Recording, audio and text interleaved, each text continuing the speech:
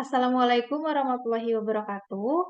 Yang terhormat Bapak Fauzi Abdillah SPD MPD selaku dosen pengampu mata kuliah Perspektif Global PPKN. Sebelumnya perkenalkan, saya Bunaya Alfa Chandra Dewi dari Prodi PPKN A Angkatan 2021, Fakultas Ilmu Sosial Universitas Negeri Jakarta. Saat ini saya akan menjelaskan atau mereview jurnal tentang tipologi kewarganegaraan global oleh Laura Oxley and Paul Morris. Video ini dibuat untuk memenuhi tugas ujian tengah semester. Promosi kewarganegaraan global muncul sebagai tujuan pendidikan di berbagai negara yang melambangkan pergeseran dari konsep kewarganegaraan nasional menjadi konsep kewarganegaraan global atau internasional. Mulanya, kewarganegaraan global ini memiliki sejumlah gagasan yang tumpang tindih antara global citizenship dengan global citizenship education. Kalau di global citizenship itu memuat konsep tentang kosmopolitan, hak asasi manusia, pembangunan, dan demokrasi.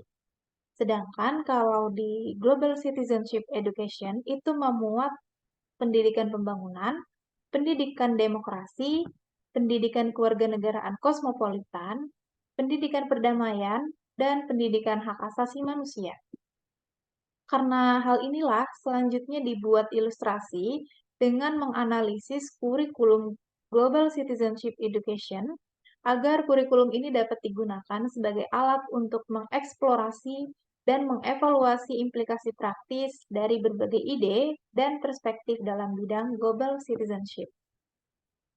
Nah, selanjutnya kita akan bahas mengenai yang pertama, 3 pendekatan untuk menggambarkan dan membedakan model atau tipologi global citizenship.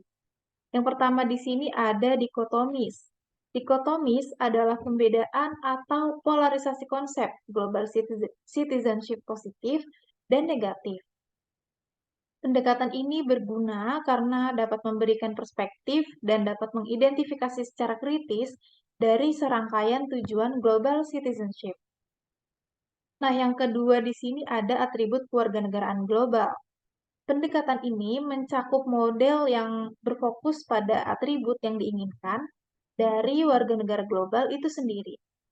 Pendekatan ini seringkali berakar pada usaha pengembangan kurikulum yang berupaya untuk mengidentifikasi tujuan dan hasil pembelajaran siswa dalam penyusunan kurikulum sekolah.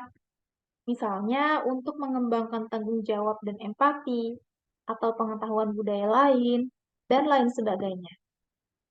Nah, yang ketiga di sini ada GCism atau Global Citizenshipism. Seperti yang kita tahu ya, bahwa kata yang belakangnya itu ada ism-ismnya, itu berkaitan dengan ideologi. Misalnya, itu ada liberalism, nasionalism, dan lain-lain.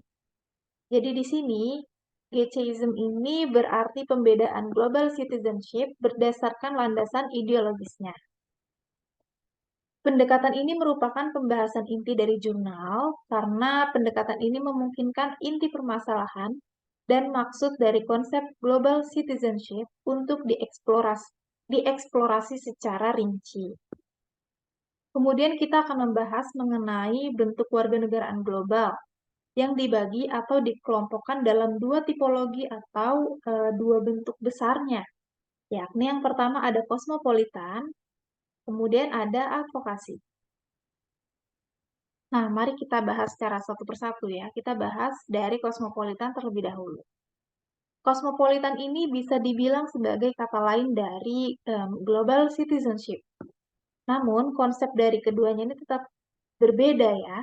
Kosmopolitan dalam konteks kewarganegaraan global itu mengacu pada pandangan filosofis yang menekankan pada persatuan, solidaritas, dan tanggung jawab universal di atas identitas nasional. Nah, kosmopolitan ini dibagi lagi menjadi 4 konsepsi yang berbeda, yakni diantaranya yang pertama ada politik. Politik ini berfokus pada hubungan individu dengan negara dan pemerintahan lainnya. khususnya dalam bentuk demokrasi kosmopolitan. Tujuannya ialah untuk mendorong partisipasi politik pada tingkat nasional, regional, dan global sebagai jalur untuk memajukan demokrasi, kesempatan, dan keadilan yang setara pada semua tingkat. Nah, kemudian yang kedua itu ada moral atau bermoral. Nah, konsep ini berfokus pada hubungan individu dan kelompok yang sesuai dengan asas perilaku yang disepakati secara umum. Penganut pendidikan kosmopolitan dengan pendekatan moral itu bertujuan untuk membuka dan menggugah wawasan. Contoh yang paling terkenal itu adalah Deklarasi Universal Hak Asasi Manusia yang diproklamirkan oleh PBB. Nah, kemudian yang ketiga ada ekonomi. Konsep ekonomi ini berkaitan erat dengan pembangunan internasional dan melibatkan interaksi antara kekuasaan, modal, tenaga kerja, sumber daya, dan kondisi manusia. Konsep ini kadang diidentikan dengan paradigma ekonomi barat akan sebuah pasar bebas global berdasarkan perdagangan dan investasi bebas, serta sedikit intervensi pemerintah. Kemudian yang terakhir, yang keempat, itu ada budaya. Nah, konsep ini berfokus pada simbol-simbol yang menyatukan dan memecah belah anggota masyarakat dengan penekanan khusus pada globalisasi seni, media, bahasa, ilmu pengetahuan, dan teknologi. Kemudian yang kedua itu kita akan membahas bentuk advokasi yang juga dibagi menjadi 4 konsepsi. Yang pertama kita bahas mengenai yang sosial dulu. Konsep sosial ini berfokus pada hubungan antara individu dengan kelompok global dalam pembelaan terhadap suara rakyat atau masyarakat sipil global. Contohnya adalah aktivisme yang melampaui batas-batas negara. Kemudian yang kedua di sini ada kritis. Nah, konsep ini berkaitan dengan keadilan sosial dan perjuangan dalam melawan kesenjangan dengan cara melakukan kritik terhadap norma-norma sosial untuk mengadvokasi tindakan guna meningkatkan kehidupan kelompok masyarakat yang terpinggirkan, khususnya melalui agenda pasca kolonial. Nah, kemudian yang ketiga di sini ada lingkungan. Nah, konsep ini melibatkan partisipasi aktif setiap individu dalam menangani isu-isu lingkungan alam yang umumnya disebut dengan agenda pembangunan berkelanjutan atau dalam bahasa Inggrisnya itu the Sustainable Development Agenda. Kemudian yang terakhir di sini ada rohani atau bisa juga disebut spiritual. Nah, konsep rohani atau spiritual ini mencerminkan ajaran agama dan meditasi berbasis keyakinan, khususnya dalam menumbuhkan rasa kepedulian, cinta, spiritual, dan emosional. Kemudian pada bagian terakhir di sini ada tahapan evaluasi kurikulum kewarganegaraan global. Nah, Stake mengembangkan model klasik evaluasi yang kemudian dibagi menjadi 3 tahapan ini. Yang pertama, di sini ada antecedent, yang diartikan sebagai konteks. Fokusnya yaitu di mana kurikulum tersebut berada. Gagasan tentang gambaran terkini tentang negara berkembang terfokus pada stereotip negatif, bias, dan stereotip di media. Bagaimana persepsi dan gambaran budaya yang berbeda dapat mempengaruhi sejauh mana gagasan ilmiah dan gagasan lainnya diterima, digunakan, dan dihargai. Itu pentingnya menyoroti persamaan dan perbedaan. Kemudian yang kedua ada transaksi.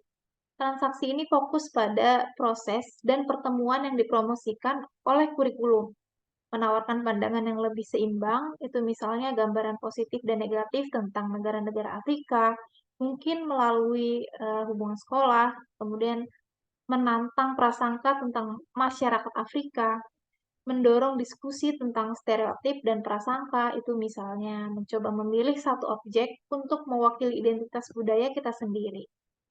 Dan yang terakhir di sini ada hasil, yang diartikan sebagai outcome, yakni fokusnya pada dampak yang digambarkan oleh kurikulum, dalam jangka pendek maupun dalam jangka panjang. Menghargai bagaimana asumsi-asumsi yang salah terkadang dibuat mengenai budaya, misalnya berdasarkan hanya pada beberapa artefak.